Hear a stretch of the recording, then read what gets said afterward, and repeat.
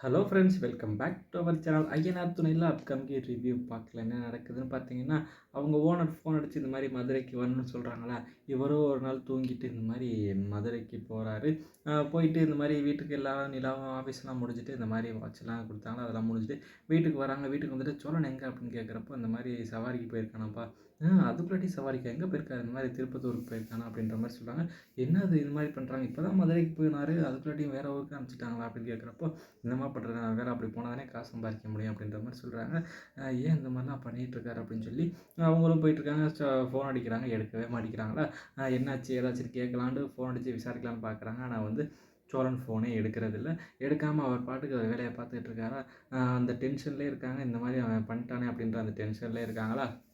அதெல்லாம் முடிஞ்சுட்டு அப்புறம் சவாரியெல்லாம் முடிச்சுட்டு வீட்டுக்கு வர்றாங்க. இங்கிட்டு பார்த்தீங்கன்னா, இவங்க பெங்களூர் போயிட்டாங்களா. இங்கே அவங்க மகள காணோமேன்னு அவங்க அம்மா ஃபோன் அடிச்சுட்டே இருக்காங்க.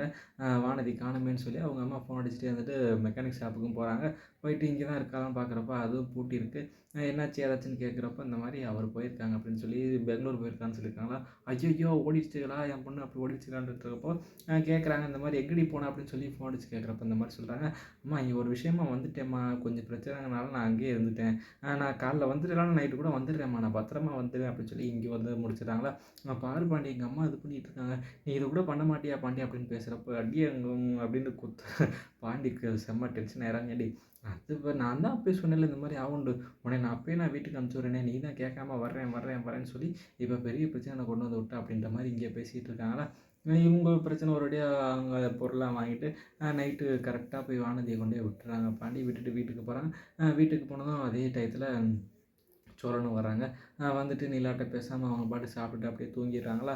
அடுத்த நாள் காலைல இந்த மாதிரி நடந்தது, என்ன ஆச்சு ஏதாச்சுன்னு அப்படின்னு கேட்குறப்போ, எதுக்கு நீங்கள் இந்த மாதிரி ஒரே சேடாக இருக்கீங்க, கொஞ்சம் கோவமாக இருக்கீங்க, வீட்டில் எல்லார்ட்டையும் கோவமாக நடந்துக்கிறீங்க, என்ன ஆச்சு அப்படின்னு கேட்குறப்போ, அதெல்லாம் ஒன்றும் இல்லை விடுங்க அப்படின்னு சொல்கிறாங்களா.